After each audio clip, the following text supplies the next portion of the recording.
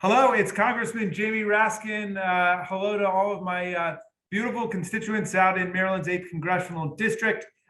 This week is the last week of April, I think we're in. And so we're headed into May.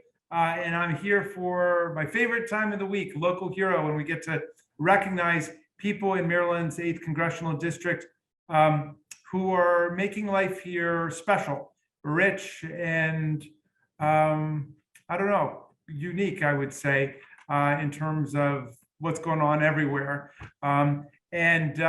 So today's local hero is Elaine Parks. And Elaine is the lab director for VisAbility Art. And she's been with the lab since its pilot program in 2015. She's seen it grow from just 1 or 2 or 3 artists to now 30 artists. And VisAbility Art Lab offers artists who have intellectual and emotional disabilities a place to create their artwork, their whole craft, without judgment, without criticism, and with a lot of infusions of support and solidarity and education. And Elaine's an artist who's been making art for as long as she can remember. She got her BA in studio art from American University. She got her MA in art therapy from GW, and she's worked with both adults and kids in a variety of settings throughout her distinguished career. Elaine, first of all, congratulations on being our local hero. Thank you. I'm very excited. Well, we're thrilled to be able to recognize you and the remarkable work that you do. I thought maybe we could start by your just telling us a little bit more about VisAbility Art Lab. And about your job as director. Well, the VisAbility Art Lab it's like you described it. It's really for adults with disabilities, and it's for people who really are artists, who see themselves as an artist and who really have a drive to create. And so we allow the artists to come, they create, but it's more than just a create time, because we really work to help them get their artwork out to be seen. So we maintain a gallery here in the studio, we show in different places, we enter different contests, and we maintain a website here at VisArts, and we really help the artists to grow in their individual direction. And are these mostly adults? These are all adults. These are all adults here in this program. Well, the work behind you is just a remarkable sampling of what the art lab participants are producing. Would it be all right if I just asked you about a couple of the pieces?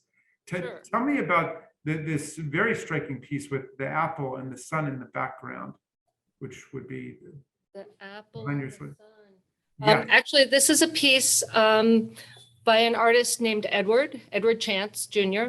And he's been with us actually for a long time, for many years. And Edward really loves to paint. He did this one for a springtime kind of a theme, just what he wanted to do. And we really enjoyed the bold colors that he uses when he paints. So yeah, is that an Edward Chance, the one just above it to the right with the yellow star and the houses, or is that someone else? That is somebody else. The one just above it to the right is actually, I could almost, should I go closer? Is by an artist named Max Posnerson. And Max has really only been working with us since the fall, although he's been an artist for many years, and he had been working in another studio, but lives really right here near our studio in Rockville Town Center, and came to us. Actually, that's one of his latest paintings that he did, that he just completed. And he loves to do scenes and places, often bringing back memories from times when he grew up. That's another amazing piece. I mean, it's just so sensational as I look through them.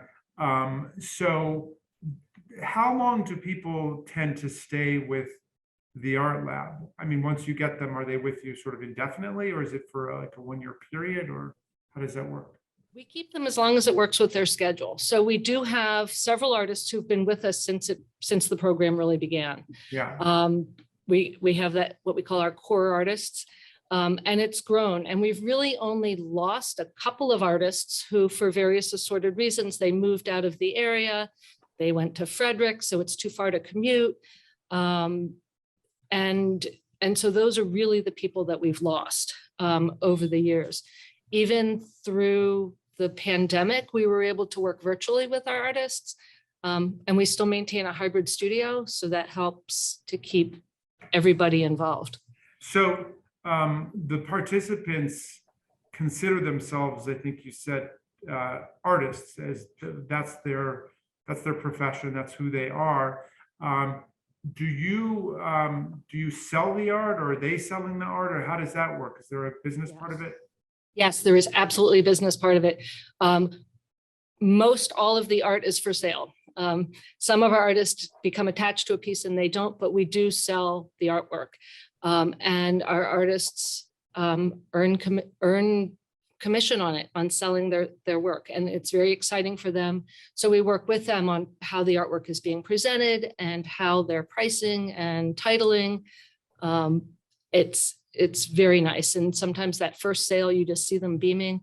It's really wonderful.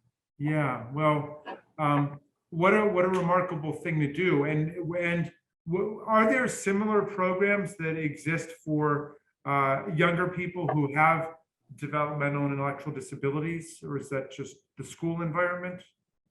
Well, most of our artists, right. So many younger people are able to get arts in the school system.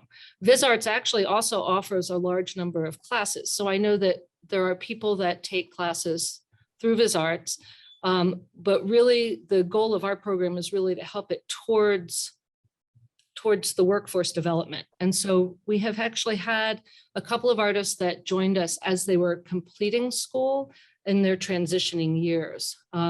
But for people with disabilities, most of them are in school or able to stay in school until they're 21. And so we really take them as they're aging out of the school process. Yeah. Tell us about one more piece. I'm seeing like kind of up at head level, there's a piece where it looks like an angel with green wings on her, perhaps, up on the very top. On the top. That one is by Maven Khan, an incredible artist, and they call that one a guardian piece, and they would have a much better story. I know, they would have a much better story to tell you about the piece. They are wonderful at really describing the stories that they had while they were creating. Yeah. Well, that's another dramatic and vivid one, but each one is extraordinary in its own way. Look, Elaine, thank you for spending some time with us, and congratulations on being our local hero. And thank you for making this really fantastic project come alive, and something that has brought really wonderful attention to Montgomery County in Maryland. And so we salute you for that. And thanks for being our local hero. Thank you so much. And come see us at the Rockville Arts Festival. Everybody, May 7th and 8th. Check them out at the Rockville Arts Festival, May 7th and 8th. You'll have a lot of art there. People will be able to peruse all the art. And everybody, keep your eye out for VisAbility Art Lab. And Elaine Parks, thanks so much. Thank you, Jamie.